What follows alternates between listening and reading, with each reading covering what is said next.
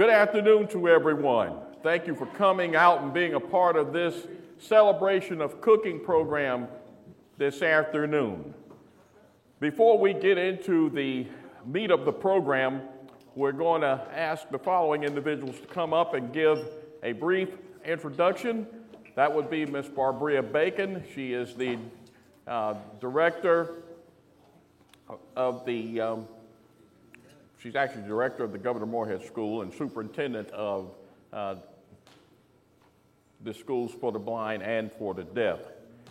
Miss Cynthia Spate, our interim director for Division of Services for the Blind, and Mr. Carl Keene, chief librarian for the North Carolina Library for the Blind and Physically Handicapped. If you could come right up, please.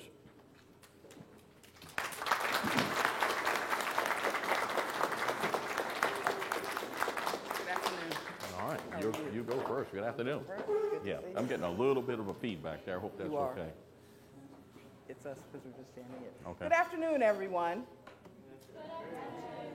I am so excited to have you visit our campus today. It's such a beautiful day for campus life. We have our pre-K-12 program here. We have Division of Services for the Blind, as well as the Voc Rehab Center, and we even have a public school, Wake Young Women's Leadership Academy. And we all welcome you to our home, which is in a wonderful state of autumn. We have trees of every hue as well as leaves, so be careful as you're walking around. I'm keeping my fingers crossed that the weather will sustain until we finish our program, and we're just excited that you would come and talk to us about one of our most favorite subjects, food. Absolutely. Thank you very much. Okay, Ms. Spate, come right up. Thank you. Good afternoon. As James said, my name is Cynthia Spate, and I'm the interim director for the Division of Services for the Blind. I, too, am excited and delighted to be here and welcome all of you here. I look forward to seeing the demonstrations. I look forward to hearing about who's winning, and I just thank you all for giving me the opportunity to share in this tremendous experience. Let's have some fun and get to cooking.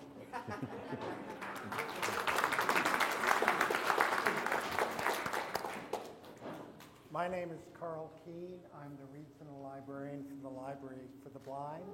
And on behalf of the State Library of North Carolina and the North Carolina Library for the Blind and Physically Handicapped, I'd like to welcome you to the program today. I would like to mention a couple people. First of all is James Benton, who agreed to be the Master of Ceremonies, and I know he's going to do a great job with that. I also wanted to call to your attention my public service librarian, Catherine Rubin. She actually came up with the idea for the program. Thank you. She actually came up with the idea for the program last spring and came to me and said, I've got this idea. What do you think if we try doing a cooking program? And I told her, well, sounds like an interesting idea. Let's look into it and see what happens.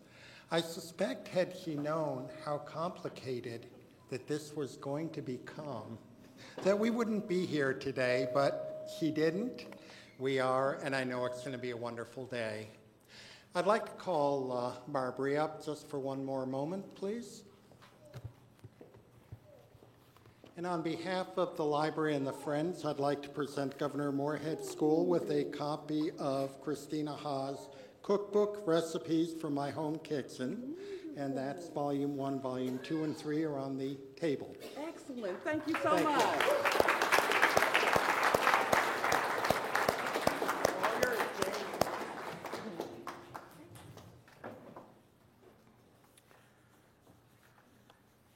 Ms. Christine Ha, an accomplished chef, an incredible individual, will be our feature presenter this afternoon. We'll interview her very shortly. Before we get to that, we're going to show you an ABC news clip, American Broadcasting Company, and it talks about her experience winning the MasterChef program the third season in 2012. Now, throughout the course of the afternoon, we're going to have prizes to give away to those who are participating in the event today. Your participation is by being here, and we appreciate that so greatly. So that will be taking place throughout the afternoon. And we'll start now with the ABC News clip.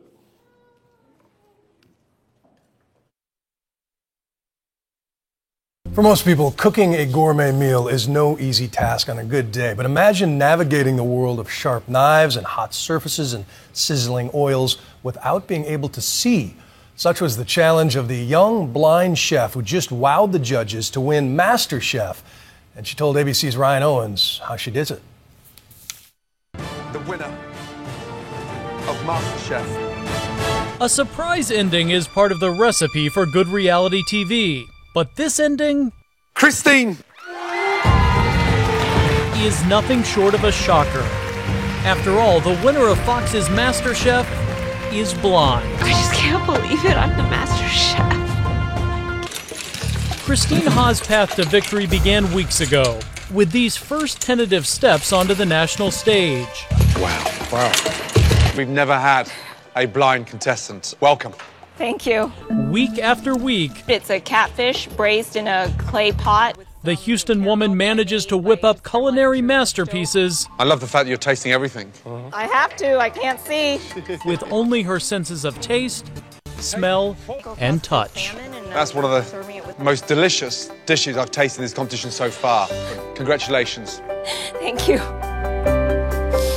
Did I set the olive oil somewhere right here?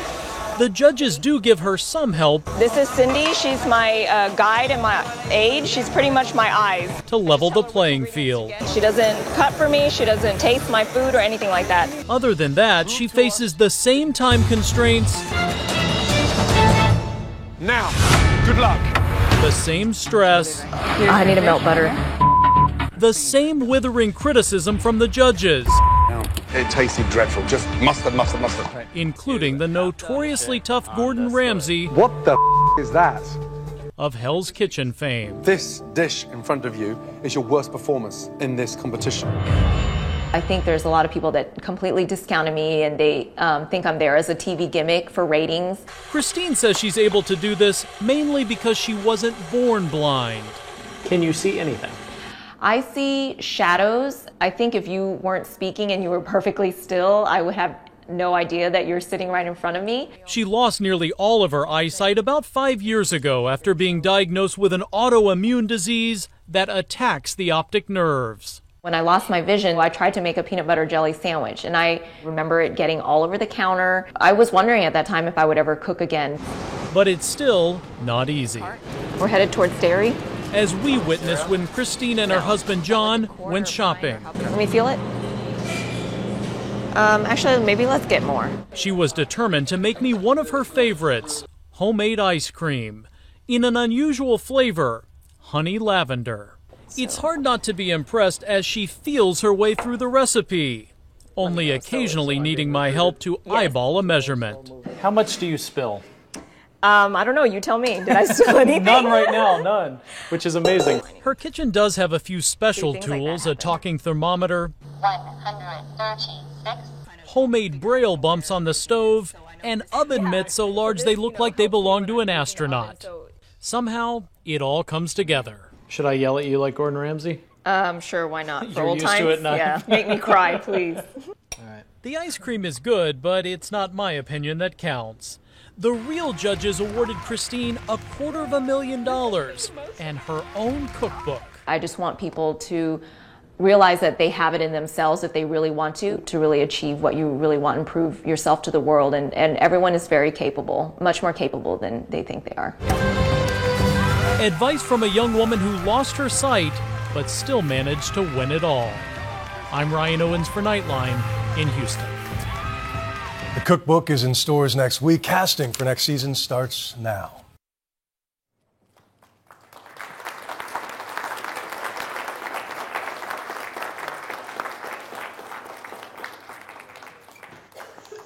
I hope you all enjoyed that. That was incredible.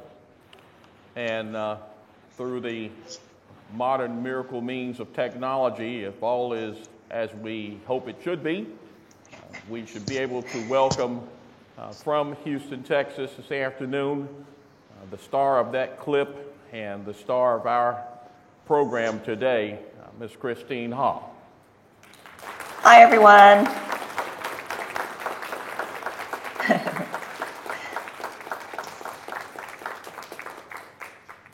Can you all see and hear me? You're coming through loud and clear. I believe we have everything as we need it. Finally. That's good. All right, we can continue if that's okay, Christine. We'll continue to work on that video feed. Sure. And those of us who don't Sure. rely on the video will appreciate hearing your wonderful voice as we conversate here this afternoon. I agree. I can't see anything on my screen either, so I can't help you there. Okay. Christine, I wanted to speak with you first about this amazing journey that you've been on since the loss of sight. And from reading your cookbook, looking at interviews, and doing some research via internet, it's the most striking thing to me is how far you've come with the overall adjustment to blindness in such a short period of time. Could you share some of what it took from you as an individual to first face the reality of the blindness and then the fight to overcome it? Yeah, that's a good question. I think for me, I grew up a very independent person. I was an only child, and I lost my mother when I was young as well, so I felt like I had to grow up fast and do everything for myself. So when I started losing my vision in my 20s, I felt like I lost a lot of my independence. What I was so held on to was being able to do everything by myself, and I started developing this huge desire for control over my own life. And I think when I started losing my vision, it forced me to learn a hard lesson that life isn't always the way you want it to be, and that things change quite frequently from one day to the next, or even hour to hour. There are times when I suffered vision loss where I feel like within an hour, I would not be able to see anything that I could see just the hour before. So I think life changes a lot, and I think what I learned from it is that you really have to adapt quickly. But it was a difficult time to lose that independence, to feel like I really wasn't sure what my purpose or my goal was in life anymore. And I felt like I wasn't contributing to society or to my community as much as I did when I had vision. And so that was something that I had to get used to and figure out the new paradigm that my life was as a person that lives with vision loss. When I was doing my research, you gave a lot of props to the rehabilitative team that embraced you and worked with you, supported you to help you to move forward. That's a key component of what we're about here at the Governor Moorhead School, where we also house the Rehabilitation Center for the Blind and our staff for the Division of Services for the Blind. Can you talk about your experience as you went through the rehabilitation process? Yes, before when I had vision, I was working as a software consultant. My undergraduate degree is in business, and I was working a corporate job. And then once I lost my vision, like I said, I didn't know what my purpose was in life. I had to resign from my job at the time. And in the period where I was also going through a lot of recovery for physical rehabilitation, because I was also losing feeling of my arms and my legs, because the disease that I have affects my neurological system, so it affects both my optic nerves and my spinal cord. So I took a long time to just recover and to also rediscover what it is that I was meant to do in life. And I actually turned to audiobooks and literature, and that's kind of what helped me through these darkest times in my life. And I decided that I wanted to go back to school for creative writing, and that's where the vocational rehabilitative program in my state of Texas stepped in.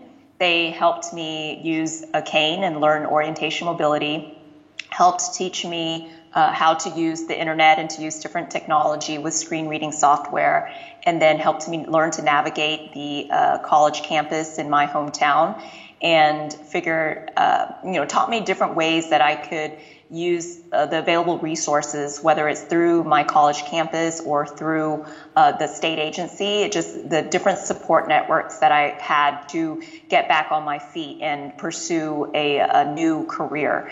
And so I have a lot of gratitude for the teachers that taught me Braille, that taught me simple things like how to cook again, how to write checks again in my checkbook, take care of my mail, how to use my email again so I could communicate with my friends and family. So I feel like my counselors and my instructors through the program here in Texas helped me tremendously to achieve what I've been able to achieve, whether it's going back to school to get my master's in creative writing, being able to cook well enough again to compete on MasterChef, and just the amount of resources that they've given me and the support they've given me have really made a difference in my life. So I'm always appreciative to hear of these sorts of resources around the state or the nation or the world, because I think they're really good ways for people who have vision loss to take advantage of them and take advantage of those resources. And, they're there for us to use to get help and to become contributing members of society once again. Thank you so much for that. And let's move into your career as a very successful cook. As I read over this information, I was struck by the story that you shared in the introduction of your cookbook, your first works, which we have copies of here in our facilities this afternoon. There is a passage where you talk about the struggle of learning to do things in the kitchen independently, and you go over what occurs when you're dealing with making a peanut butter and jelly sandwich.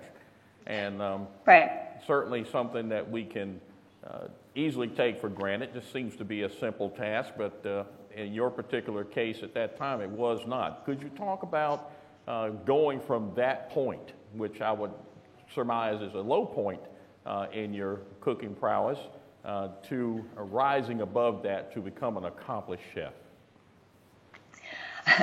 That is another good question. I would say that was definitely a low point that I can recall, because I remember that just the year before I was able to prepare an entire Thanksgiving meal for my family. And then as my vision decreased, I got to that stage where it was very difficult for me to just align the two slices of bread together and have the peanut butter and the jelly not be dripping down my wrist and all over the counter. And I think it was a point where I realized how frustrated I was that this would be my new life and that I might have to give up something that I loved very much, which was cooking for other people.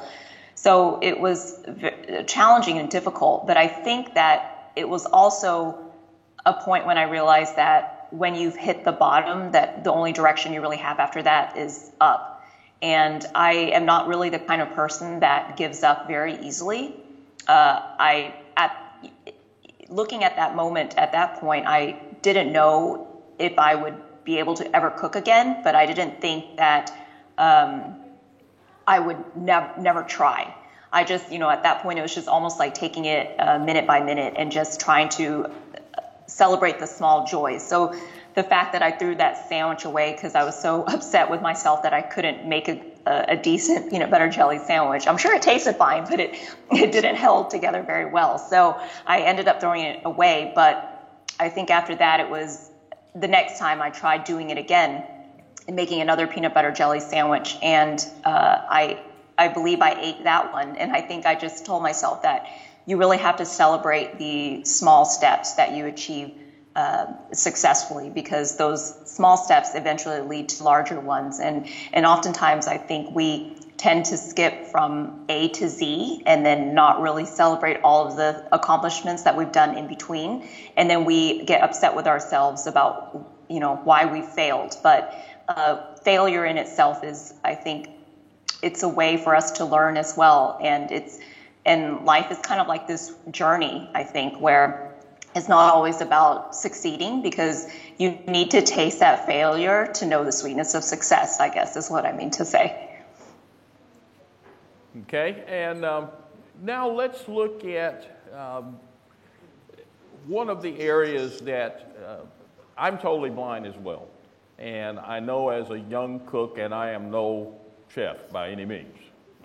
So I'll say that with tongue in cheek, more or less. My dad was a professional cook, but I can survive in the kitchen. But he wanted me to learn things and be able to function, because he was convinced that I would never get married and nobody would really want to put up with me, so he taught me the basics on how to survive in the house, in the kitchen. But one of the areas that we find that our people are, and when I say our people who are blind or visually impaired, are most concerned is the dangers of the kitchen, particularly getting burned on the stovetop, getting burned working within the oven, various gadgets, knives and the like that are sharp and can be dangerous, or ultimately creating fire in the kitchen. You've already noted that not only are you dealing with vision loss, but a condition that also has some impact on the neurological system, which can lead to some numbness. So how would you talk about or explain how one can overcome those fears to be able to manipulate in the kitchen properly and safely so that we can eat more healthily? I think that it really starts with the willpower to want to do it yourself. And I think sometimes the fear that is bred within us is actually a result of the fear that the people around us have for us. So it's our sighted parents, it's our friends who can see. I think oftentimes they're a lot more nervous when I pick up a knife than I am myself. And I think that fear sort of translates from other people. So it's finding people that believe in you, that believe that in spite of your vision loss, you can still use a knife and still use a stove. I mean, I'm living proof that that's possible. Finding people that will help you and assist you with the small steps. And I think once you learn to do the small things like cut an orange with a paring knife, then you learn eventually to use a knife in a different way, to maybe start doing a little bit of chopping.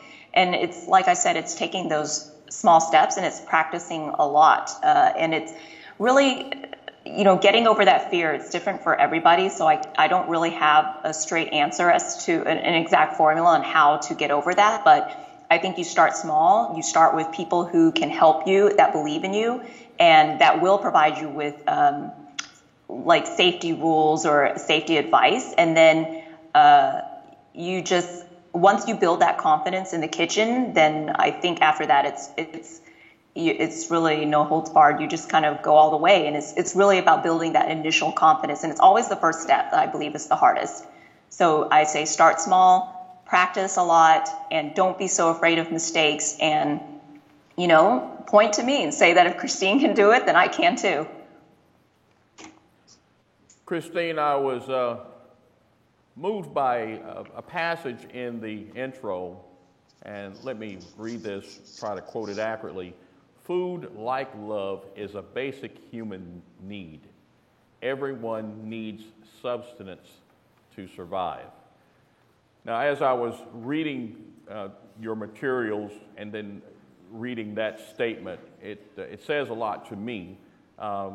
But it also sounds like you're speaking to us to tell us that food is something we have to have, but it's also a means of reaching out to others and to be a part of others' lives.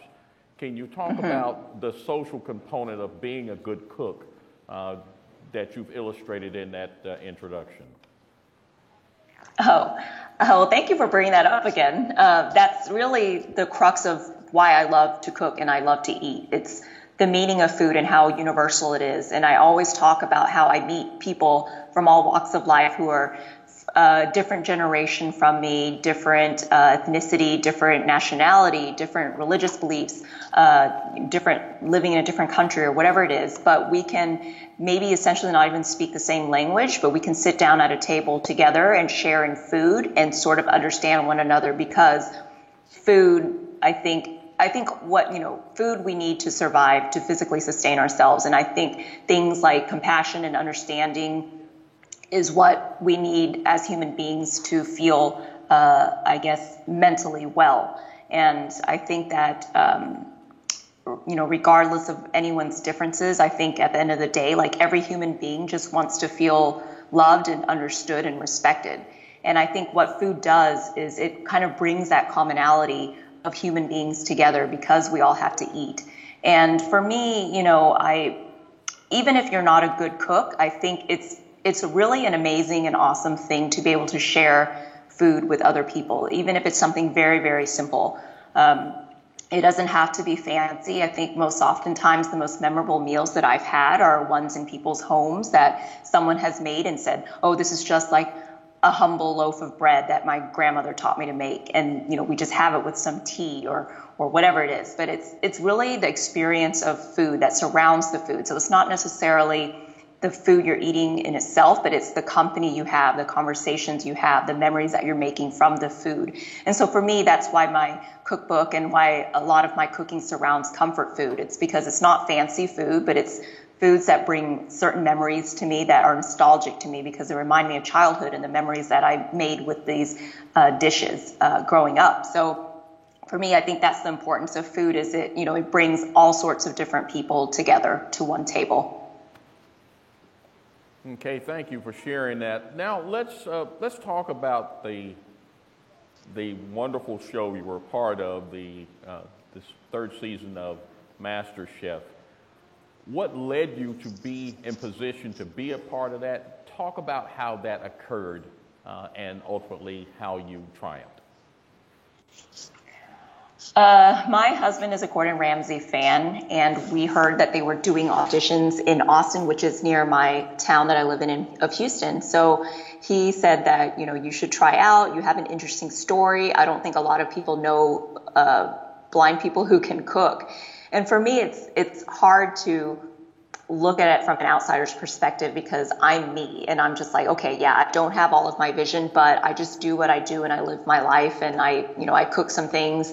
But I guess for him and a lot of my other friends who encouraged me, they said, no, I think people would be really interested to see if you really can cook. So as a writer, because I was in graduate school at that point for my graduate degree in creative writing, I always try to experience life and experience everything in life, because I feel like it would feed me creatively in my writing material. So I decided, okay, let's just go try out.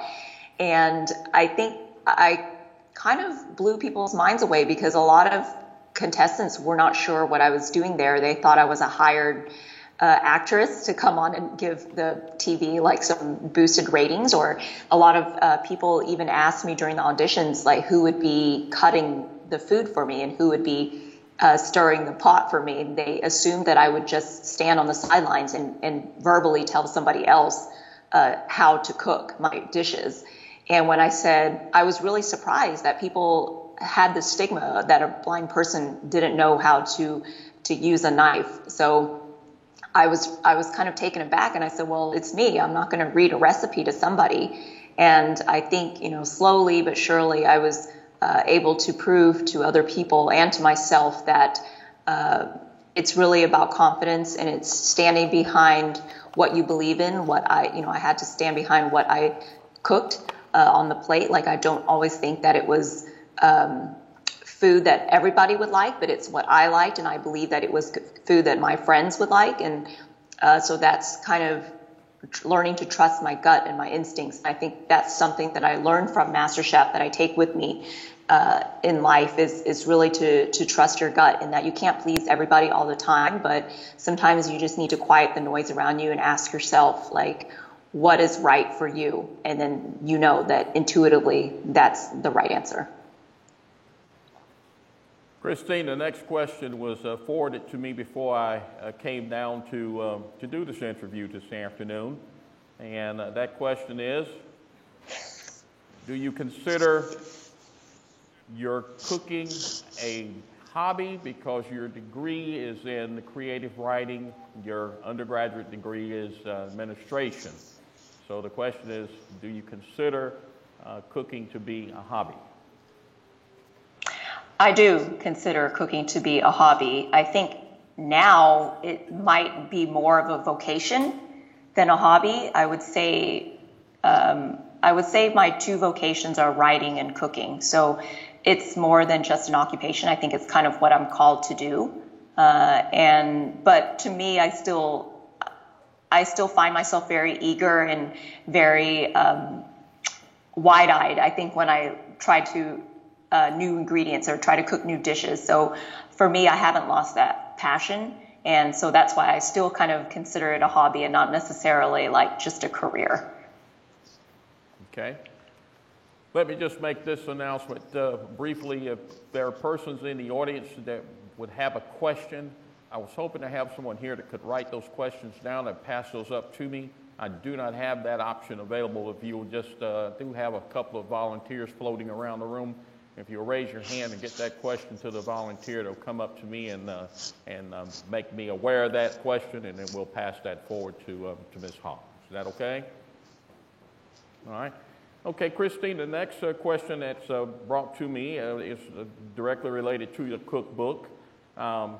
We've looked at a lot of wonderful recipes, and you refer to it as Asian fusion, which is terminology. I guess that's new terminology in the world of cooking.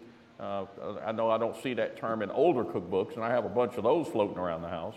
But talk about the influence of Southern cooking on your Asian cooking. Your background is Asian, but you've mixed in that Southern flair. And talk about that mix. Yeah, I wouldn't actually necessarily call my cooking fusion because I don't always fuse the two cuisines together. I like to cook both types of cuisines. I actually like to cook all sorts of cuisines, but because I have an Asian background, my parents were from Vietnam. They came to the U.S. and I was born here. Actually, I was born in California, but I was raised in Texas. So I was raised in the Deep South. So I have a love for things like Southern fried chicken and cornbread and those things of comfort, of Southern comfort food. But I also grew up eating a lot of Asian food, a lot of Vietnamese food that my mom cooked as I was growing up, like braised pork belly and some of those things you see me cook on MasterChef. And I don't always fuse the two cuisines together in one dish, but there are ingredients or techniques that you can use crossover when you're cooking a dish. So sometimes I will do that. And I like to be creative, but I also really respect tradition a lot. So while I do creative things for some of the pop-ups I do and some catering meals that I've done before or like private dinners that I've done for fundraisers, I'll get creative in those. But when I cook for the holidays or for my family and friends, a lot of times I like to just cook very traditional dishes because I feel like those traditional tastes have a story behind them, a lot of history. And for me, it's, I may use some modern techniques to achieve the cooking, to achieve the actual like cooking of the dishes. But at the end of the day, the dishes, I feel like the taste is very representative of what I've had growing up. So, sometimes I get creative, but I really like to eat a lot of traditional dishes as well. And I think that plays into why I love to travel is I love to learn about other people and countries through their cuisines. In other regions is by what they eat. And then that's what I take home to my own home kitchen and try to learn from what I've experienced in my travels in my own cooking. Okay. The great chef Gordon Ramsay, we saw him in the clip earlier, and those of us who watched some of the episodes of MasterChef, we saw how tough he could be. Yet he was the person who wrote the foreword in your cookbook, and he asked you a question when you triumphed, which was, of these three things, the cookbook deal, the money, or the trophy, which one was the most important to you?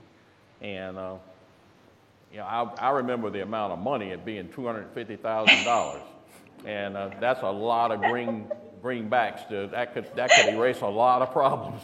But you made the comment, and from the heart, and I have no question of that. That the most important thing out of this deal was the cookbook for you, because you wanted to share yourself with the world. Can you talk about that? What causes you to feel that way, and why this is so important to you?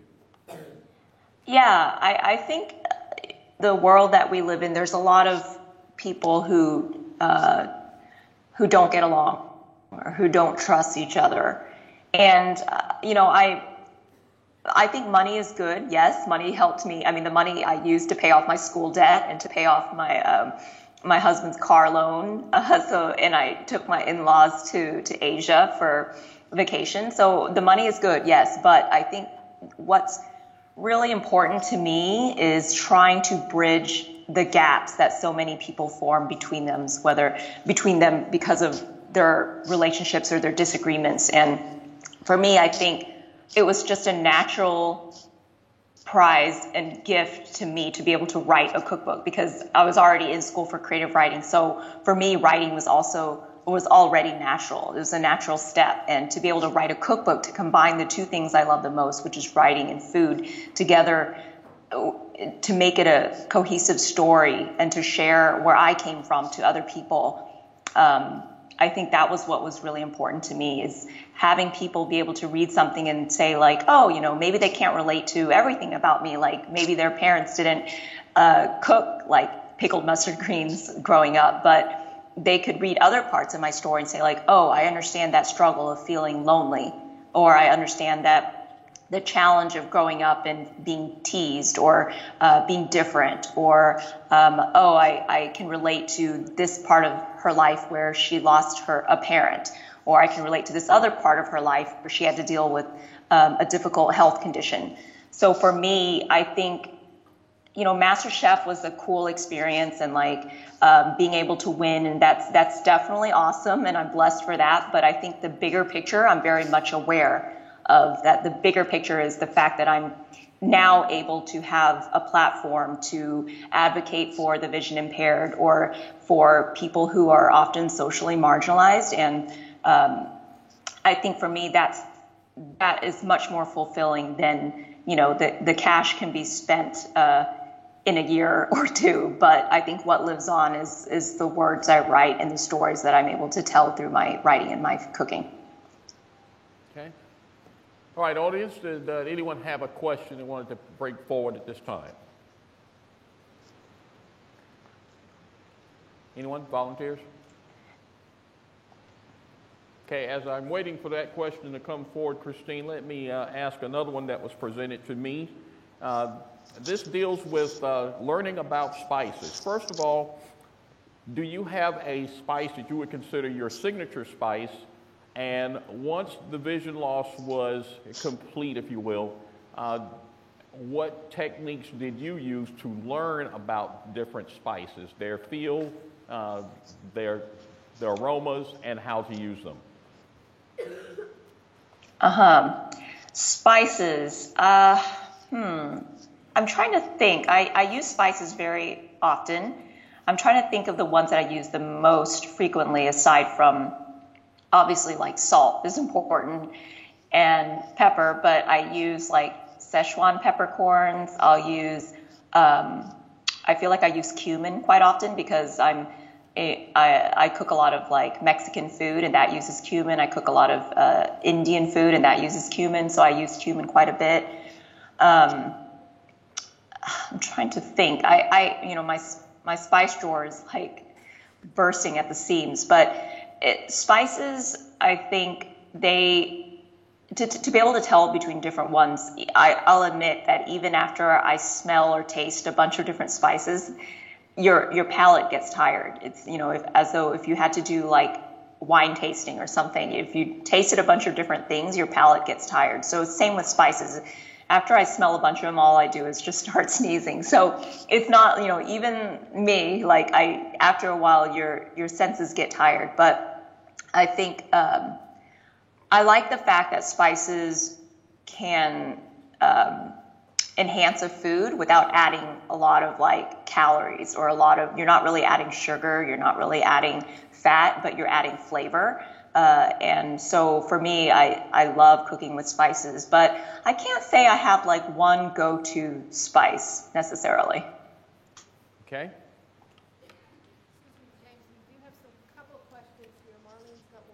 Okay.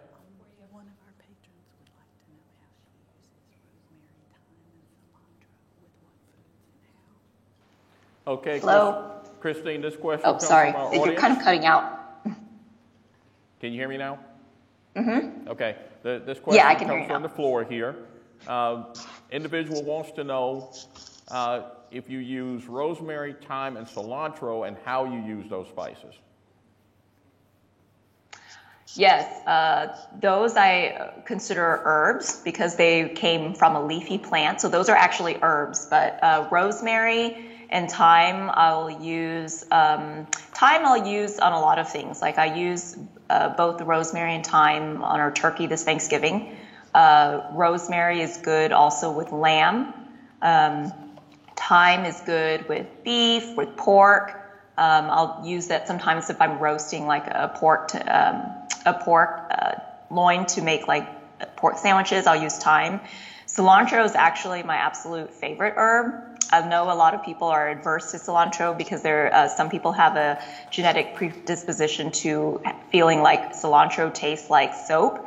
For me, unfortunately, that is not the case, and I love cilantro. So because it's used a lot in the foods I grew up eating in a lot of Southeast Asian food and as well as Mexican food. So for me, cilantro always adds like a brightness to the food, and it's very flavorful. So I use cilantro all the time. That's probably the herb that I use the most, and I use that in both Vietnamese and Thai dishes, and also like if I cook Mexican food, making different salsas or whatever. So cilantro goes into a lot of my cooking. Okay. Okay, we have another question coming to you by roving Mike on the floor here. Jessica, go right ahead. If we have a question about how to cook something, how can we reach to? There was a lot of feedback on that, so could someone repeat that for me? The question was if they had a question about something they wanted to cook, how could they reach you?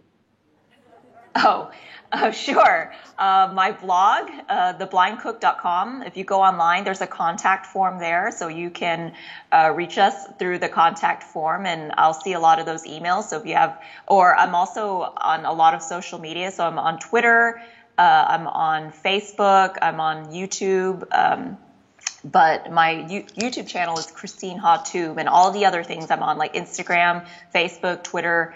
The handle is The Blind Cook, and I read all of my social media, and I try to answer as many questions as I get. So those are safe bets to ask me on cooking tips.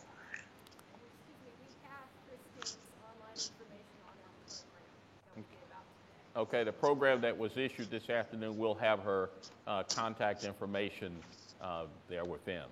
Is there another question? Yes. Okay. Do you cook Cuban food? Okay, the question is, does she do Cuban food? Is that the question? Yes. Okay. Christine, the next question comes from the floor, and they're interested in knowing if you do Cuban cuisine. I have cooked a little bit. I haven't done that much of Cuban food. In Houston, we actually don't have a large Cuban population, so unfortunately, I haven't had that much Cuban food here in Houston. I've had it in Florida. Have not been to Cuba. I've had, some food in the Caribbean that might be similar, but I know a Cuban will say that it's not. But it's funny because just today I was making a list of things that I might make for a friend's holiday potluck coming up, and actually Cuban sliders is on the list. So I will say that, I've made them before, so I've made Cuban food from time to time, but I don't have as much experience with Cuban food as I've had with, say, like Mexican food. Okay.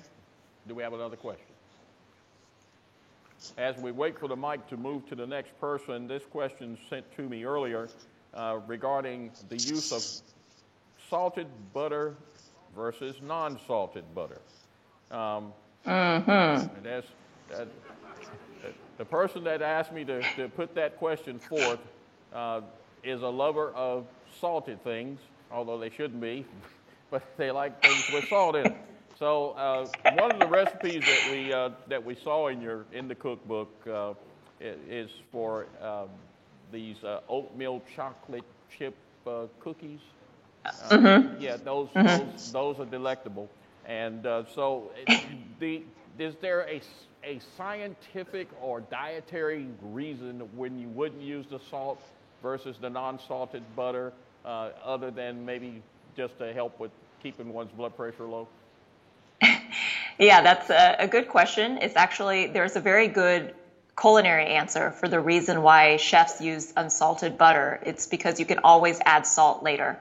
So when you're cooking with things, especially when you're baking, it's a very exact science. So salt will be added to baking to enhance certain sweet flavors, but too much salt could affect how a baked good turns out. So it's always advisable to cook or use unsalted butter, and you can always add in the salt afterwards. The only time I would say that I have actually used salted butter is if I'm buying like a cultured butter or a salted butter that I'm making into a compound butter to serve with just bread. So I'm not cooking with it, but I'm eating it as like a spread.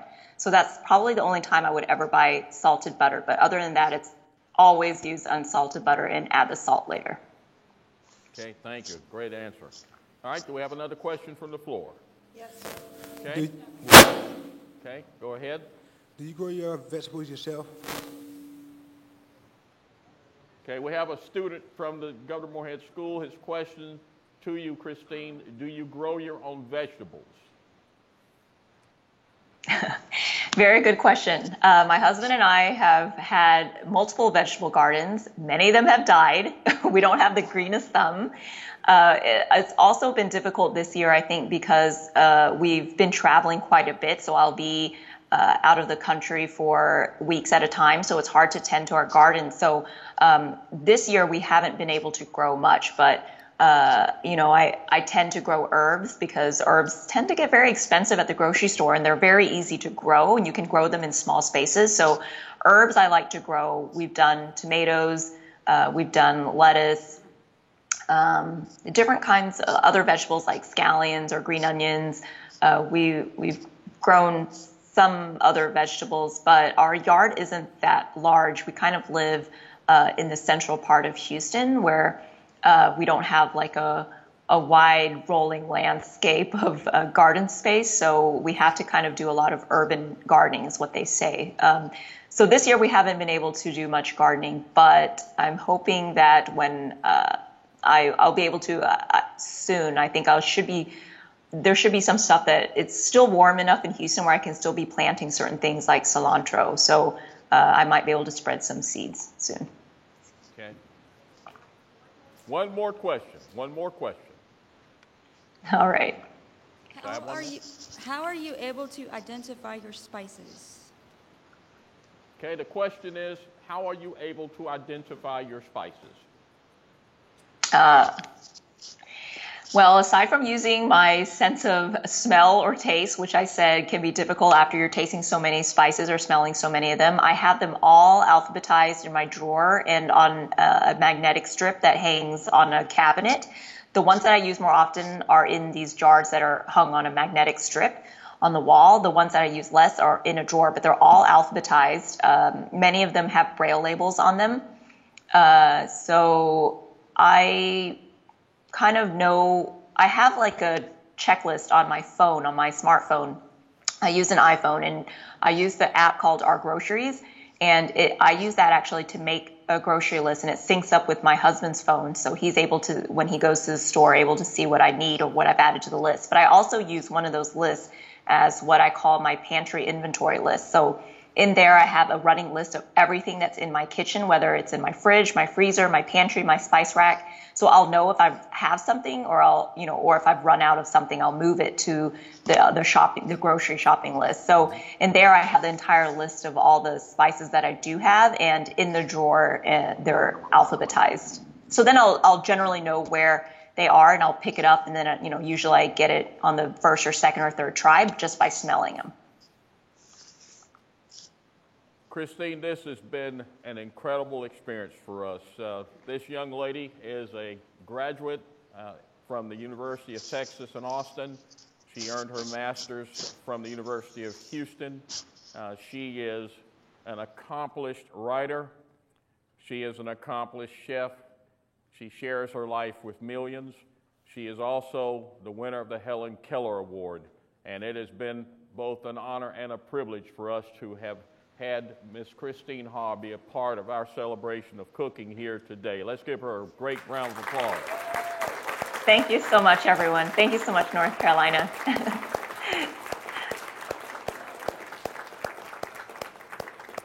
Thank you again, Christine, and to your assistant, Ms. Helena Ham, for all you've done to make this a special day for all of us. And if there's anything we can ever do for you, please don't hesitate to let us know. This has truly been a great experience. Thank you. Yeah, you guys just keep cooking. That's what you guys can do for me. All right. Thanks, everyone. Bye.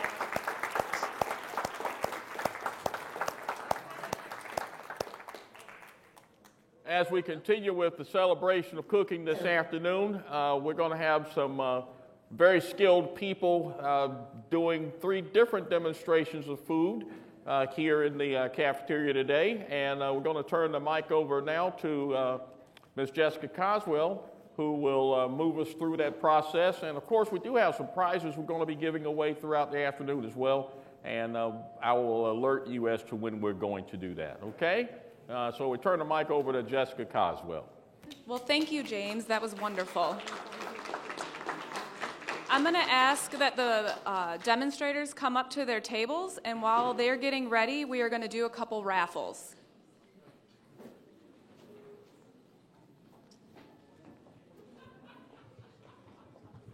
Hi there. If you all remember telling us your name out front at the table, this is the prize drawing. So first of all, we're going to be giving away one of Christine's Braille cookbooks. And the winner is...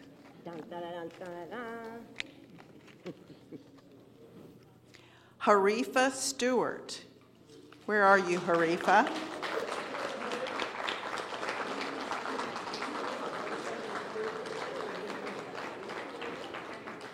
Harifa, okay, here we come. Here comes your cookbook. Did I say it wrong? I'm sorry. All right, and then we will be giving away one of the audio cookbooks. We have these on flash drives, and you know the handy-dandy flash drives can be played on our library digital players. The USB port is on the right-hand side of the player. Okay, so the winner is, and we have a lot of these, the winner is Kamal Lee. All right. Here we go, Kamal. You can't get it?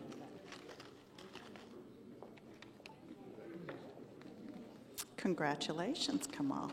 All right, we have time for another audio book. All righty. And the winner is Philip Savage. You won one of our cookbooks, Philip. Philip is one of our chefs who's going to be demonstrating for us. Fantastic. All righty, here we go with another audio cookbook. Now, we expect you all to cook these dishes and bring them to the library for us to sample, all right? Brittany Simmons.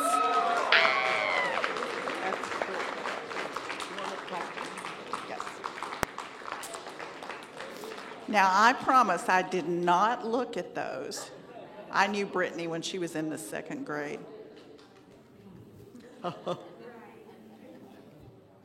Okay. Let's do one more. Don't worry, we'll get around to all of these. We'll come back later. But for one more audio cookbook for Yvonne Hartsfield. Yvonne, please raise your hand for us. And there she is. All right, congratulations to our winners. And the rest of you don't go anywhere because later in the program we'll be back for more prizes. Thank you. Thank you very much. We are going to get started with the cooking demonstrations. Just so you're aware, they are bringing out water for you, and it'll be at the table.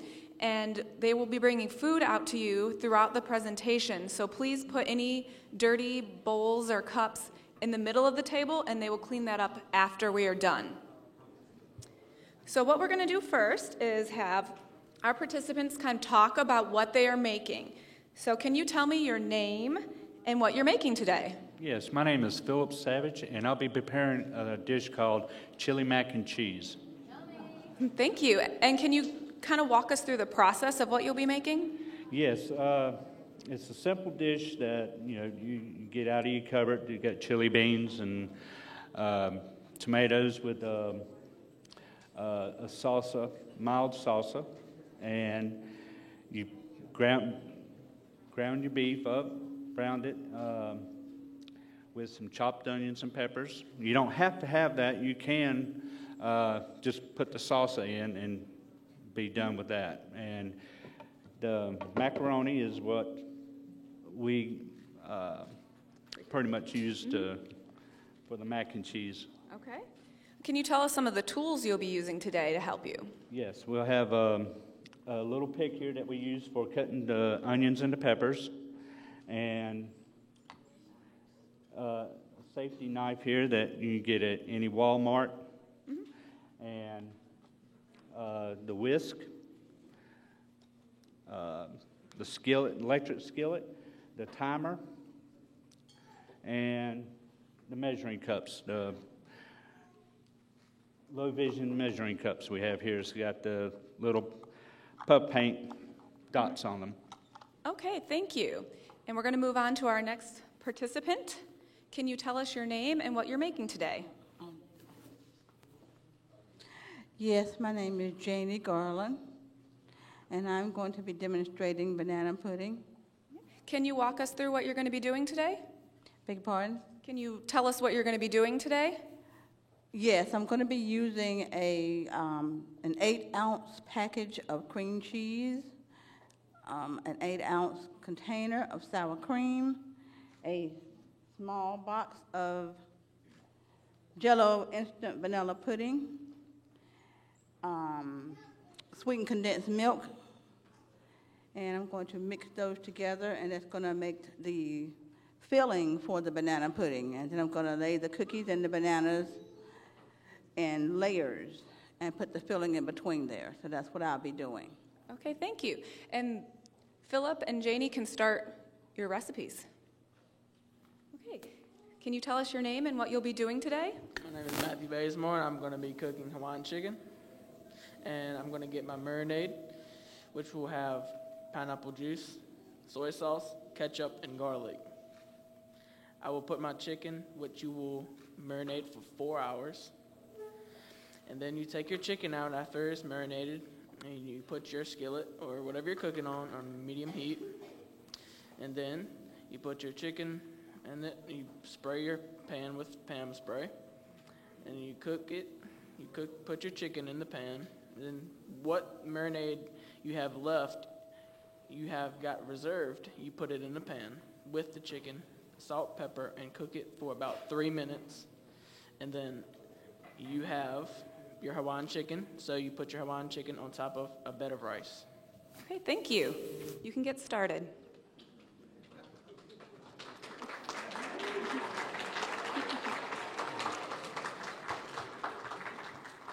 Okay, so Philip has started to chop his onion. He is using the Holden slice, which is available from Pampered Chef.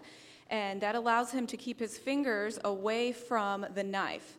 He's using a knife that was purchased from Maxi Aids. It has a comfort grip, so you know if it's upright or not, and it is also orange, so he can see that with the contrast cutting board, which is available from Independent Living Aids. The contrast cutting board has black on one side and white on the other, which will allow you to see your food with contrast. Philip, can you tell us how long you've been cooking?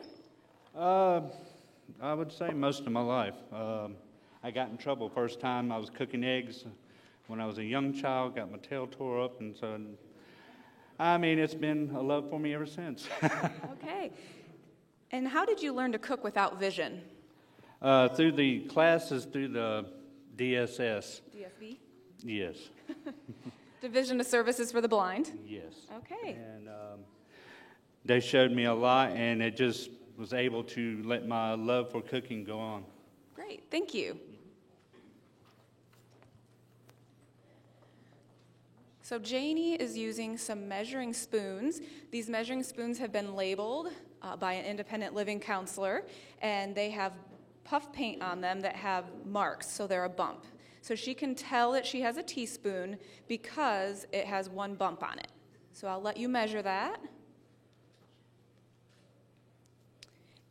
And everybody is using a tray, so if they do spill, the spill will be contained. So Janie, can you tell us how long you've been cooking?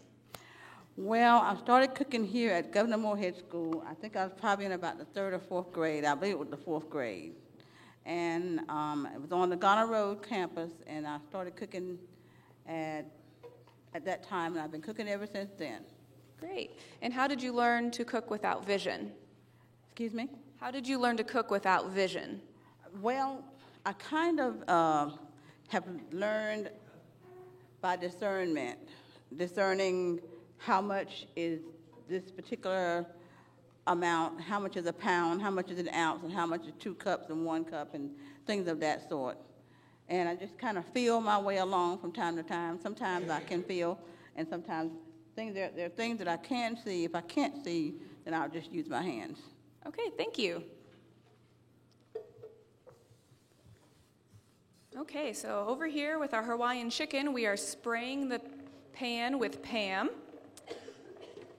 And he has all of his ingredients pre-measured, which is a good thing to do sometimes to help you cook with more speed and accuracy.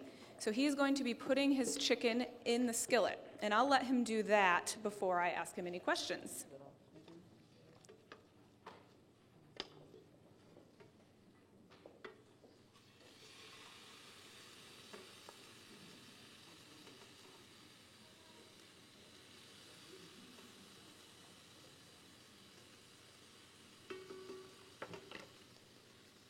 He is pouring his marinade over the chicken after he put it in the skillet. And he is using a wooden spoon to stir. Can you tell us how long you've been cooking? I've been cooking ever since I was like 6. I was so determined to cook. Of course, I love to eat. Who doesn't? And I was just so determined to cook one day, so I just got up and started cooking. I don't know. I was like, Mom, I'm going to go fix me some tea. You know, I didn't do that, but then I just started cooking, and I lost my eyesight in 2011, and I was still wanting to cook after I was able again, and I was so determined because I love cooking. It's something I love to do. Okay, great. And how did you learn to cook without vision? Just really feeling around, making sure I don't get burned. I mean, just really learning from my mistakes of not filling the stove when I know it's turned on. Okay, great. Thank you. Crazy mistakes. So I'm going to let you cook, and I'm going to go back over to Philip. So Philip has done a lot while I was gone. He has chopped peppers and onions. He is spraying his pan with Pam. What is our next step, Philip? Now we're going to sit there and mix the beef up. Okay, so he's going to open up the beef and put it in the skillet. Some techniques that might be good to do when you're using an electric skillet, we've got it on a tray, so that the bottom of the surface doesn't get too hot on your table. We don't want to burn the tables here. No. We have a long oven mitt, so if you're going to approach the pan or the skillet, you might want to use that long oven mitt so you don't get burnt. Philip is mixing the beef with his hand, so he's putting on a glove, so it's more sanitary.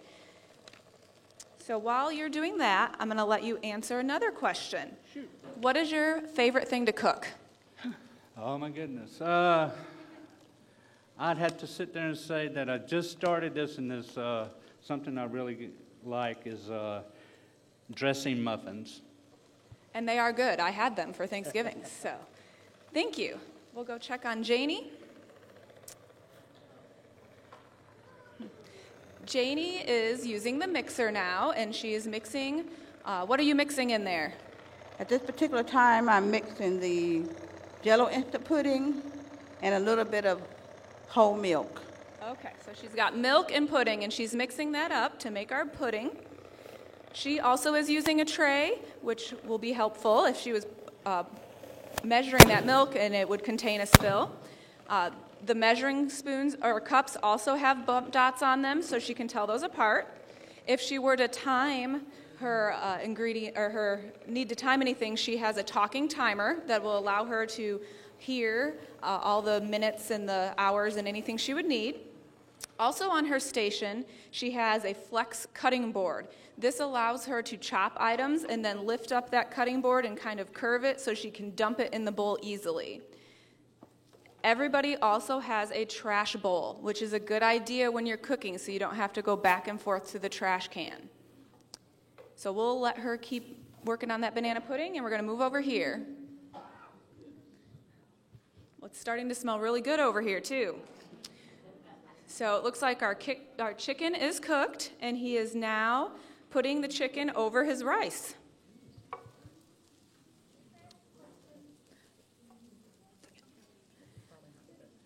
Can you tell us what your favorite thing to cook is? My favorite thing to cook is chicken and dumpling. Well, that sounds good. Okay, I'm going to come back over to Janie because I forgot to ask her what her favorite thing to cook is. What is your favorite thing to cook? I like to bake cakes. That's my favorite thing. Okay, thank you. And we do have a question in the audience, so I will take that question. You want to ask it? Do any of you have a stove that's a glass top kind? Okay. That's not practical with low vision as I'm learning. Okay, our question is, does anybody up here have a glass top stove? I do. You do? Yes. How do you use it, or how have you labeled it so you know where to put your pots and pans? Well, I have vision, and I thank God for that, so I don't label it. What I basically do is I turn it on high. And when you turn it on high, you can see the red, fiery flame. And I put my pot on that to make sure that I have my pot directly on the eye. Okay. Thank you. And once I get my pot measured up there directly on the eye, I turn the burner down to a seasonable amount. Okay. Philip, do you have a glass top stove as well?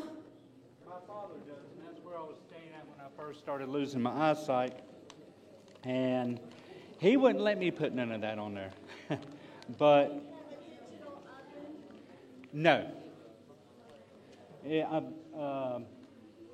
ours is gas. The one I cook in now is gas. My father, he had the digital, but I didn't have to do anything really to it at that time because I still had some of my eyesight. Mine is losing more and more with the macular degeneration, so I just use my magnifier and I can still get around pretty good with that. Okay, it looks like our chili mac and cheese, or chili mac, is coming out for samples, so that is what you're getting right now. Also, in regards to your question, if anybody does have any cooking concerns, they can always contact Services for the Blind. An independent living counselor could certainly come out and help you with your stovetop. I know the one in Raleigh has made a template out of silicone that you can put on your glass stovetop so that you can find where to put your pots. So that is something you can definitely do. So Philip now has added some spices to his mixing bowl and the salsa. The salsa. And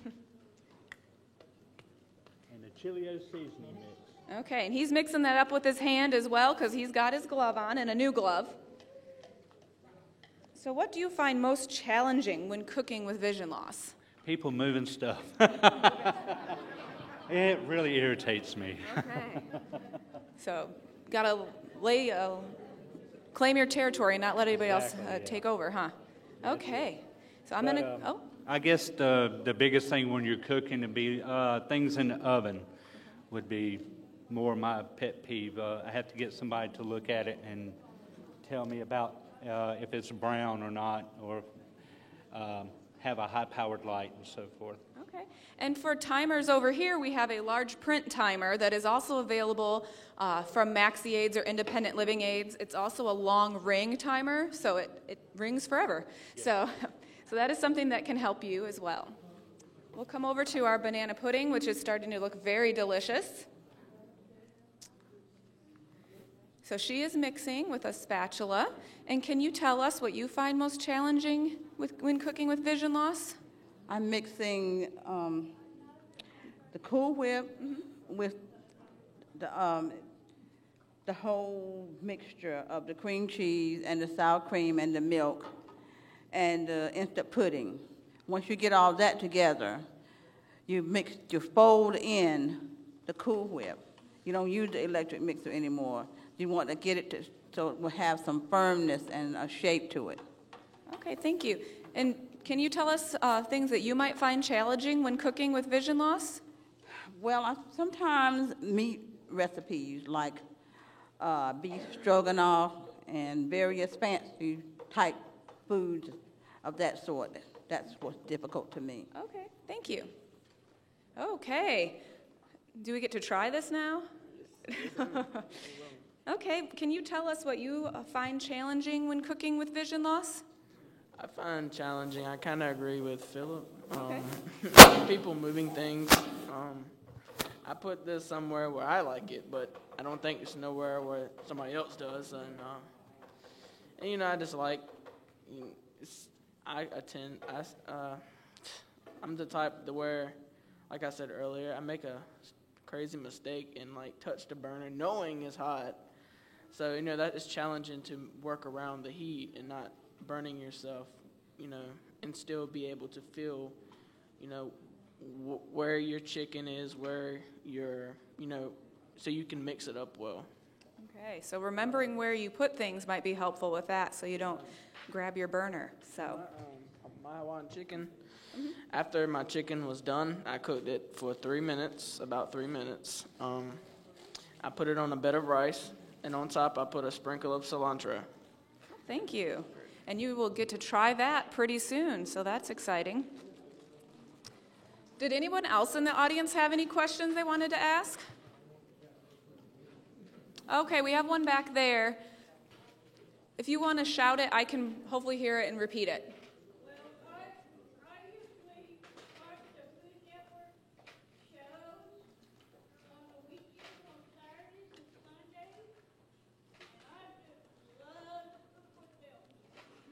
Okay, she said she watches the Food Network on Saturdays and Sundays and loves to cook along with them. Me too. And we have another question. Mary?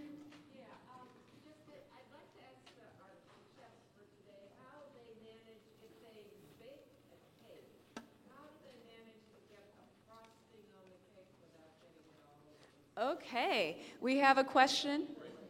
So if you bake a cake, how do you get the frosting on there and make it look pretty or not make a mess?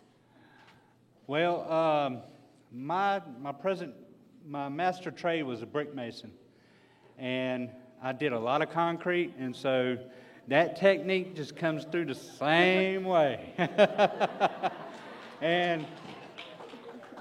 But it's just a feel. It's just an extension of yourself. I mean, even the worst looks good. It'll always taste good. Exactly. So, I mean, you just do your best and forget the rest. Thank you, and we'll ask our other contestants. Janie, when you make a cake, how do you know, or how do you frost that cake and make it look pretty or not make a mess? Well, are you talking about the icing or the whole cake itself? The icing. The icing. Well, there are these turntables that you can get, and they're small little round. Some of them come in different sizes.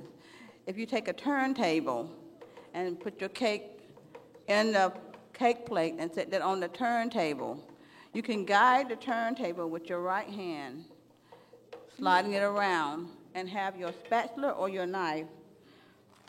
Let me show you. Whatever tool that you're going to icing your cake with, you're turning with your right hand, you're icing with your left, but you're going to hold your tool up this way. You're going to turn and icing, turn and icing. And it's best to start with the sides, because once you get the sides, then the top will be easier. Okay, thank you. How do you know if it's even, the icing? Well, that you're going to have to take your hand to find out. Thank you. Matthew, have you made a cake before? No, I haven't, but I know a good way to know. Okay. Well, I'm the type where, this is my opinion. I don't really think it needs to be pretty, as long as it tastes good, and it's going to get messed up anyway. I mean, that's my opinion. I know people love a pretty cake, which, for me, I really don't care how bad it looks. It just needs to taste good. Well, thank you.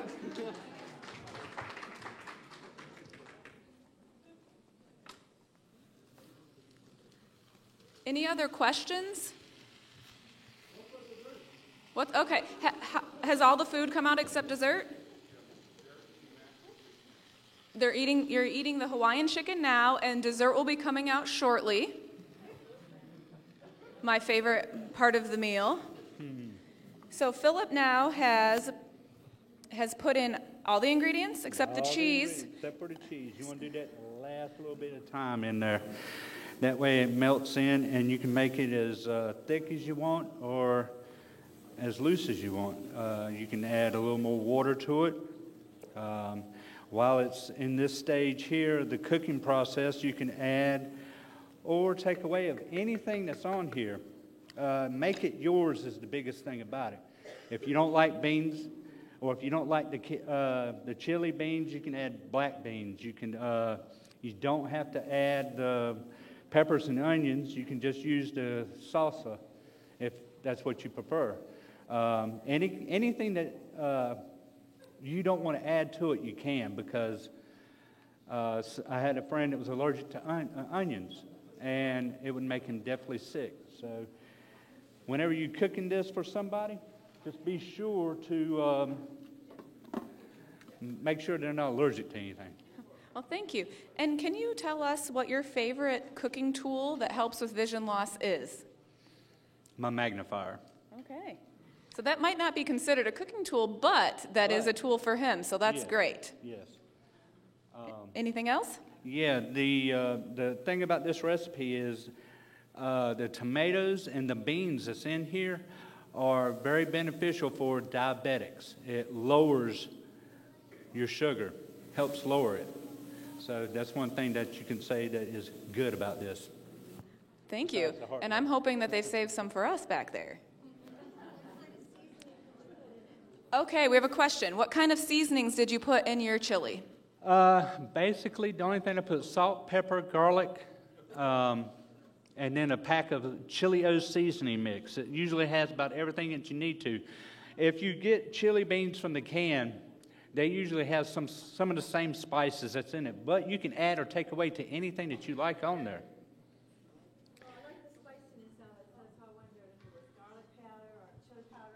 Mm-hmm. And the biggest thing about it is make it the way you would like it. This particular dish, you can make 5 different dishes with this. Burritos, taco salads. Just add or take away from this particular recipe. Okay, thank you. And I believe all of you have the recipe in your pamphlet, so you can make this when you go home. So Janie now, it looks like she has done a layer of vanilla wafers. She's done a layer of her pudding mixture. And she is now doing another layer of vanilla wafers. And have you cut your bananas? Yep. Okay, so she's cut bananas and put those in there as well. Do you have any techniques that you use for cutting to make sure you don't cut your fingers? I try not to use a very sharp knife. Okay. Sometimes a sharper knife can be more safe, though, because a dull knife is not safe to use. But for bananas, I think we're okay with a butter knife. Yeah.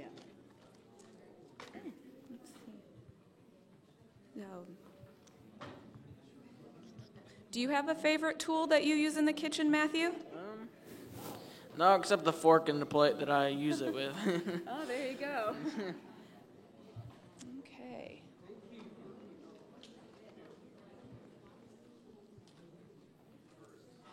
Are we wrapping up with everybody up here? All we know is letting it cook. Okay, so any other questions before we wrap up here? Oh, we have a question back there. Okay, we had a question of when did you marinate the chicken? Oh, what did you marinate it in? Can you tell us your marinade? Yes, I marinated my chicken. The marinade, it contains soy sauce, ketchup, pineapple juice, and mixed garlic all together. Okay, thank you. And the banana pudding looks like it's coming out. Any other questions? Okay, question back there.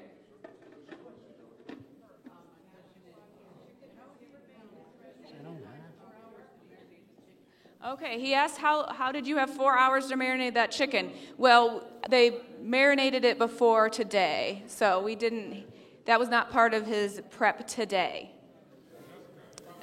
Okay.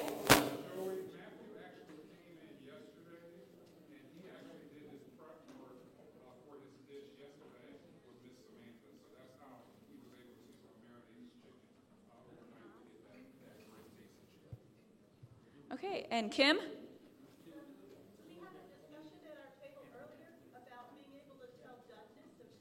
Okay. Okay, we have a question of how do you tell when your chicken is done? I use a thermometer, and it will anything that's a 165 and above is considered good, safe to eat. But anywhere from 170 and it's perfect. Okay, thank you. And they do have talking thermometers available through MaxiAids or Independent Living Aids. Matthew, how do you tell when your chicken is done? Well, you can tell the difference. Like when it's raw, it's like more tough. But when you get the chicken getting more done, it gets more tender, and it's kind of like a steak. If you get your hand and put your pointy finger and your thumb together, that would be like really bloody. I don't know what they call that. Medium rare. Okay. And if you get your middle finger and then your thumb, that's like, I don't know, it's a medium rare. The other one was rare. Okay. This is medium rare. And your ring finger is, you put your ring finger to your thumb and you feel the palm of your hand, and that is medium. Oh. And your pinky is well done. You put your pinky in your thumb and feel this part right there. I don't know what it's called. Okay. So you're feeling your hand, and that's the texture your meat should be at? Yeah. Okay. The toughness or the thickness or how tender, you can tell. It gets, you do this, it gets tighter. Okay. It How did you learn that? I actually grew up with it. My grandparents use that themselves, and they can see. So I just learned that from experience from my family. Okay, thank you.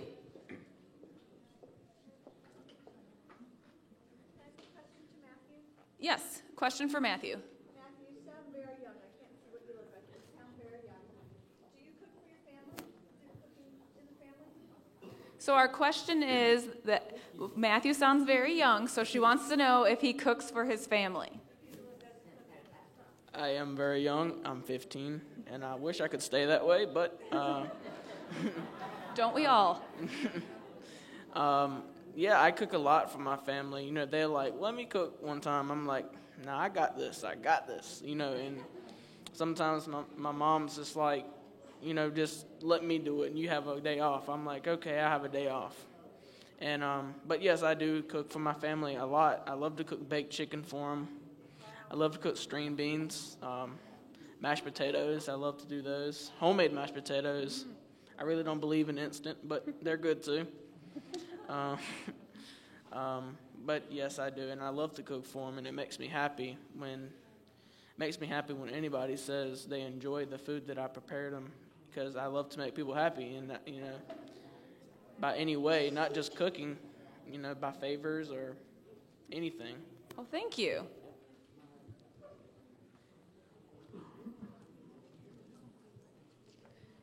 Any more questions?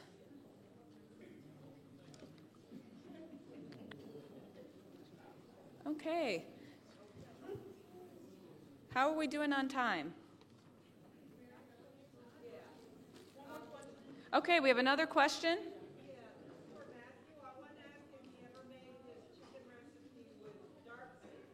Okay. Have you ever made your chicken recipe with dark meat instead of white meat? I've always done it with, actually, I've mixed it before. I've put both, and you really couldn't tell the difference. But usually, when I do make it, I do white meat, just because it is, I guess you can say it's more dry, and you can, and it like the marinade moisten it. So I use white meat mostly, but you can do both, either or, with this recipe. Okay, thank you. And we have another question. The girl raised, the only person, oh, there's a couple people raising their hands.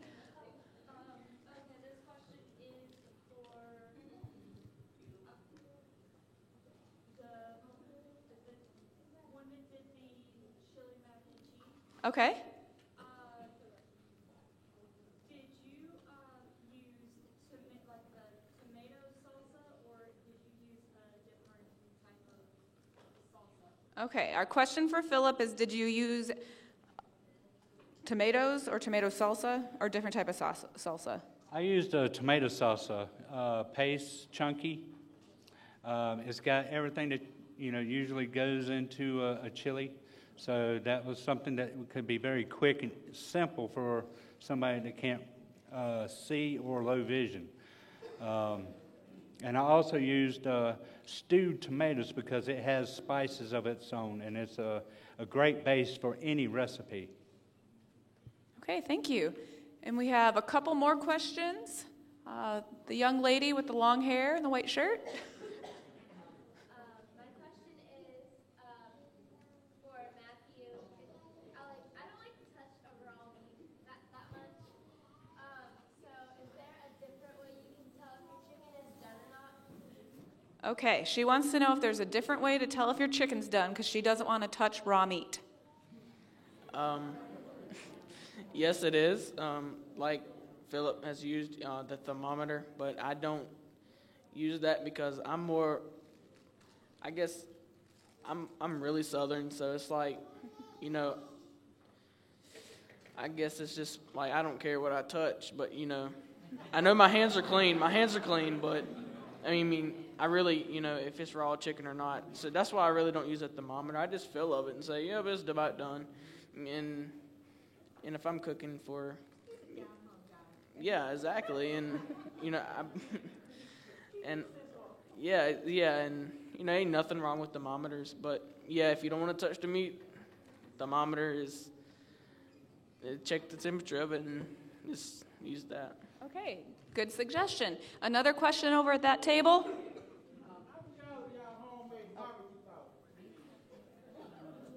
Okay, we'll come back to that table over there. What was your question about the barbecue sauce?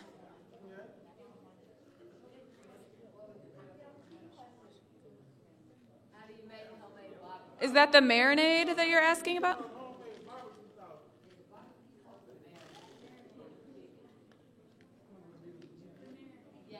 He wants to know how he made it?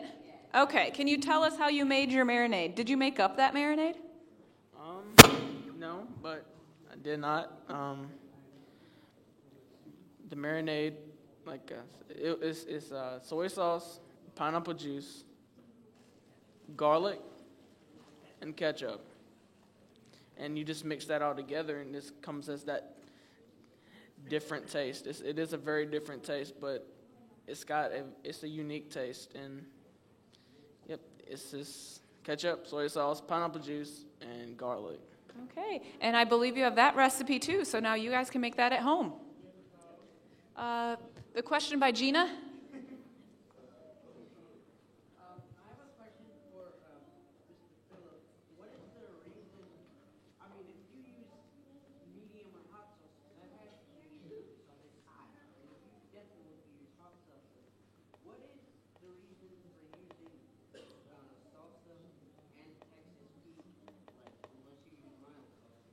Okay. He wants to know why you used hot salsa. Was it very hot salsa? I haven't tried it yet. No, it's a mild salsa. Okay. And the Texas Pete. Texas Pete has its own distinct little taste to it. And the salsa is made from paste, so I mean, it's not that, it's just something I shoot from the hip from. This dish, when I made this dish, I went straight to my cabinet, pulled it out, and said, this is what I'm going to add to it. And that was it. And I did that Sunday, and I put everything in one day. So, to answer your question, I mean, I like it hot. I mean, if I could, I'd be sweating right now. Does that answer your question? And I think he had mentioned before that you can make this recipe your own. So if you don't like it spicy, don't get the spicy ingredients. Yeah, if there's something else that you want to put, I mean, make it yours. This is your dish. Whenever you prepare it, you don't have to follow that same direction. You can sit there and add to make it yours. Okay, thank you. And Lynn.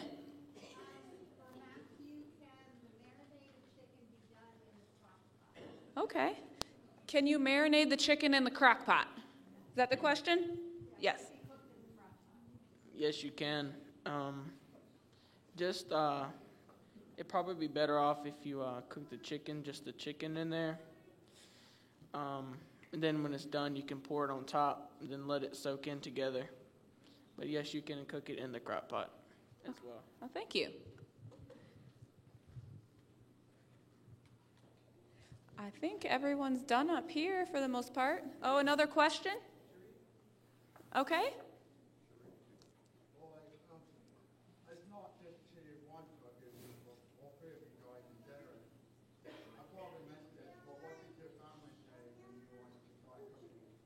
Okay. His question is, what did your family say when you wanted to try cooking with your vision loss? Excuse me now. What is your family's reaction to you cooking with vision loss? I think my family wants me to cook. My family wants me to cook most of the time. Okay, so Janie's family wants her to cook most of the time. Philip, what was your response there? I was sitting there, no, I've been cooking. Right now, I help take care of my aunt. She's a 5-time cancer survivor, and I do all the cooking. There's nothing that I don't cook, from where roast to anything. I was just very privileged to be able to do this for Jessica and I. When she told me about this, I was like, yeah, I want to do this. So, I mean, I do pig pickings. I do turkey fries, everything. I did 2 15-pound turkeys this Thanksgiving for my family, and it was like the bomb, if I say so myself. Thank you. And Matthew, what is your family's reaction to you cooking? I'm going to use this, their words, but their expression, but my words. Oh, man. Are you sure? I'm like, yeah, I'm sure. Well, let me watch you do it. No, I got this. And then they say, I guess that's what they wanted to do, but they didn't throw anything. Okay. They were willing. They wanted me to do it since I was so determined. They didn't stop me from doing it. They were proud of me for being for still being willing to do something that I enjoy. Great, thank you. We have a couple more questions over there. The gentleman in the corner of that table? Joey?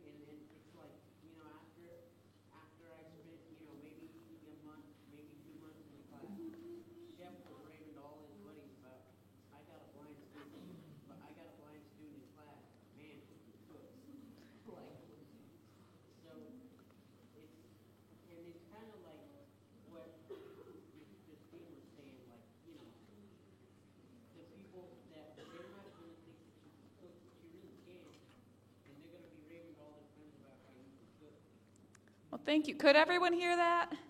Okay. Okay, next question.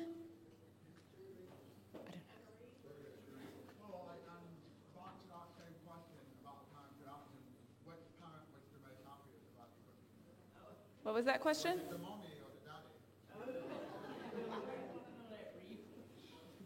What is the question? Okay. Which parent? Well, we've got one student here, so I guess it's probably directed at him. He wants to know which parent was more happy about you cooking. Probably my mom. My dad was just like, what do you put in this? You know what I mean? I was like, nothing, Daddy. I just put, salt. I mean, whatever it took in there. He was like, you sure? Yes, Dad, I'm serious. And he says, what's the spicy taste? I said, I love pepper. So, but my mom was probably the most happiest, but my dad was very proud of me as well. At first, he was like, are you sure you want to do this? Don't burn yourself. Don't cut yourself. Don't burn it. I want to make sure it's done. I don't want a bloody burger or a bloody chicken. Okay. But he was very proud of me and determined. Both of them were. But probably my mom was more okay with it at the beginning of when I wanted to cook. Okay, thank you. So I think everybody is done up here. One good question might be for all of you is how did you tell when all your ingredients were mixed together all the way? Philip, you want to go first? I felt it. Okay, he felt it. Yes, when I mix it, I make sure that even if you use a whisk, the consistency of the tension of the whisk you can feel in your hand, and it's like when you come here and you get tested for your touch and your feel, you just have that feeling of it, and you know when it's loosened up just to where you need it. Okay, thank you. And Janie, how do you tell when all of your ingredients are mixed together? Did you hear the question? How could you tell when everything's like your pudding was well mixed? When it's all well mixed? It's the texture, it's the way it feels on the spatula that you're using. You can tell when it's all well mixed because when you scrape the side of the bowl and you get it all down in there, and you can tell by the way it feels when it's all well mixed. Okay, thank you. And Matthew, how did you tell when your marinade was all well mixed? You can tell like by the texture and how when you stir it up, you can tell how thick or if it's too thin or too loose. You can tell by the texture really, and it doesn't have to be with your finger. It can be with the spoon or your whisk or whatever you're using to stir with. Okay, thank you. Maybe one more question and then we can be done with this portion. I don't know anybody's names.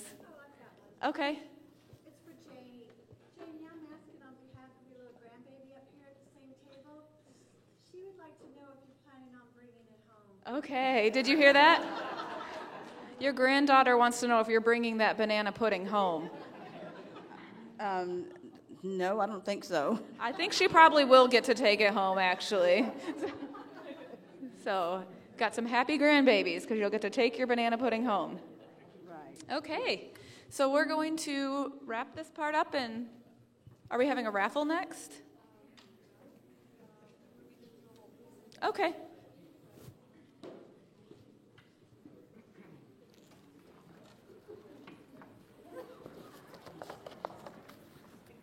Has everyone enjoyed this thus far?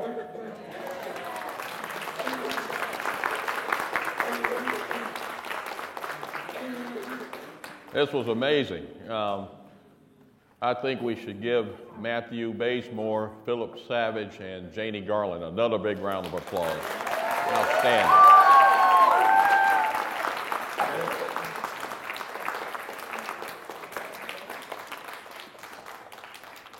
One of the sponsors for today's event is the Friends of the North Carolina Library for the Blind and Physically Handicapped. We affectionately refer to our group as the Friends. The president of the Friends is Mr. Eddie Weaver. He's been retired from DSB for about a year now. I'm still a little ticked at him for retiring, but he earns that and deserves that. And we've got a wonderful young lady that's taken care of business since he has retired, and we're proud of her too. But we're going to ask Mr. Weaver to come up, and he's got a few things to say and a few things to do. Let's give him a warm welcome. Yeah, there's a podium right there, buddy.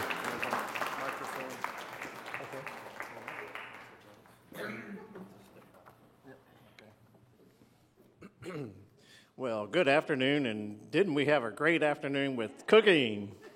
Woo! That was wonderful. I do want to say that I hope that when you heard Christine and other comments in this afternoon that, one of the takeaways I hope that you'll go away with, I know we have a lot of young folks here this afternoon and some folks from the rehab center and so forth, and what I kind of wrap up in saying is that if you dream it, you can achieve it. Now, what I mean is that you are going through changes or have gone through changes because of your vision loss and those type things, but with perseverance, and you, as Christine has indicated in her presentation, that it was that had to be very challenging. So you can dream it, you can achieve it, and it doesn't mean it's going to be easy, but if you take your time and work with folks that will help you along the way, then you can do it. And so keep that in mind as you continue your rehabilitation and school. So it's my privilege to give certificates this afternoon. And where's Kathleen? Okay, there she is. All right. She has certificates, and the first, I'm going to read what it says, and it says the same thing on all three of them, but it says presentation to demonstrators, the certificate of participation to, and the first one is for Philip Savage. Thank you for contributing to the special cooking program during 2016 celebration presented by Carrie Lions Club and the Friends of the North Carolina Library for the Blind. Wink, wink. And also included on that is a $25 gift certificate, and that is redeemable at the Services for the Blind Aids and Appliances store located in the Haywood building, right here, which is staying open late this afternoon. So if you go down and see Donna Wiggins, she will help you redeem that certificate for $25 and have some more cooking tools that you can, cooking aids. And that's also issued by the Carrie Lions Club and the Friends of the North Carolina Library for the Blind. So congratulations, Philip, and thank you for the the chili mac and cheese.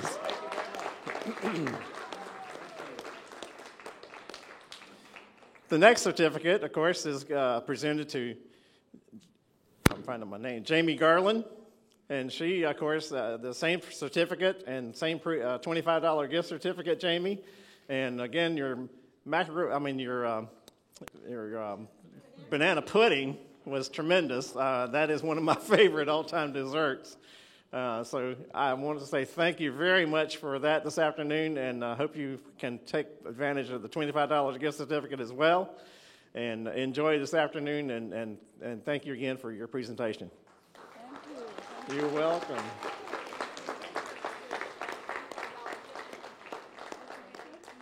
All right.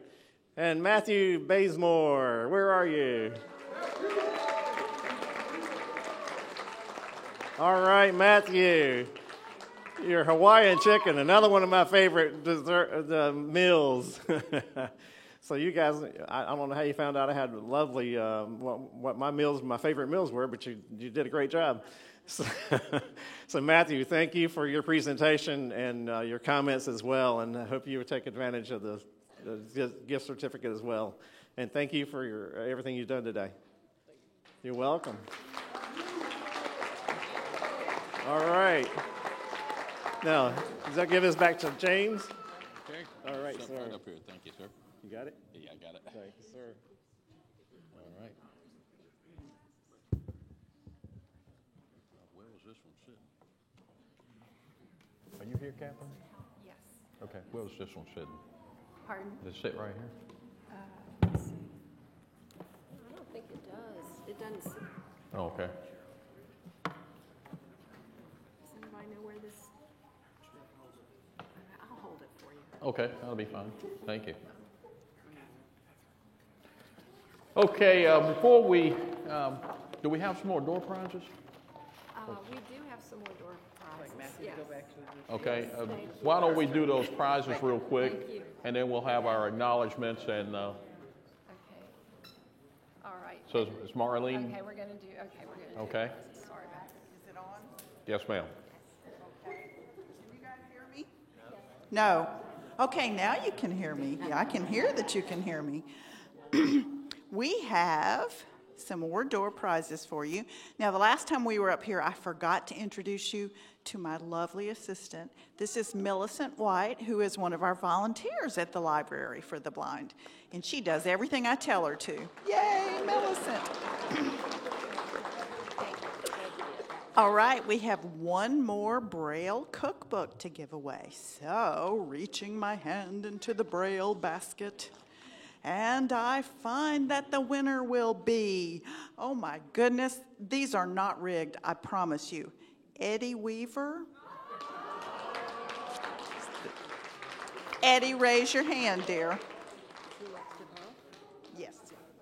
Okay, now, we definitely will make Eddie cook for us. Definitely. All right, now, what we're going to do here is we're going to mix everybody together now so that everybody will have an equal chance of getting one of the audio versions of the cookbook. So we have several more of those to go. So the next winner will be Myra DeBrule. Yay! Please raise your hand. And okay, hear me mixing these up? I really am mixing them up, I promise.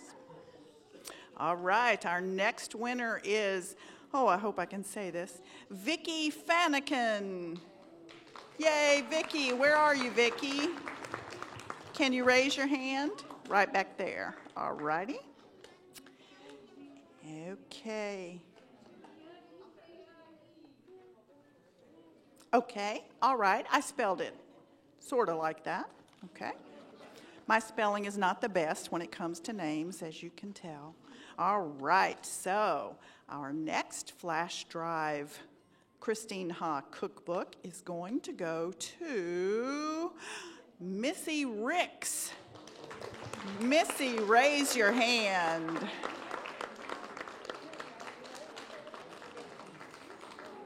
Now remember, these flash drives will play on the digital players from the Library for the Blind.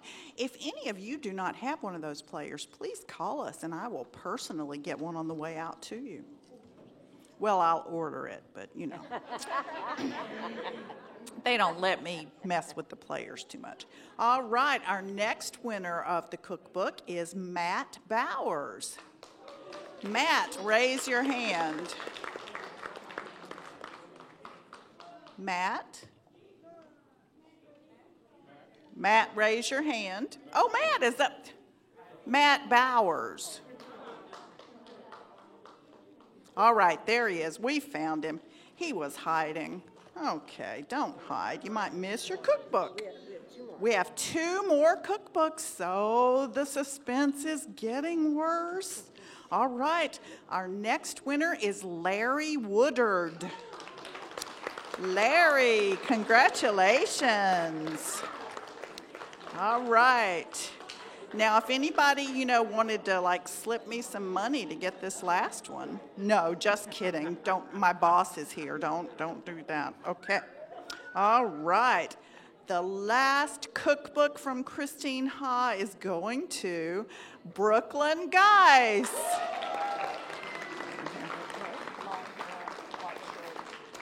So, thank you all very much, and we hope you enjoy cooking a la Christine Ha. Thank you.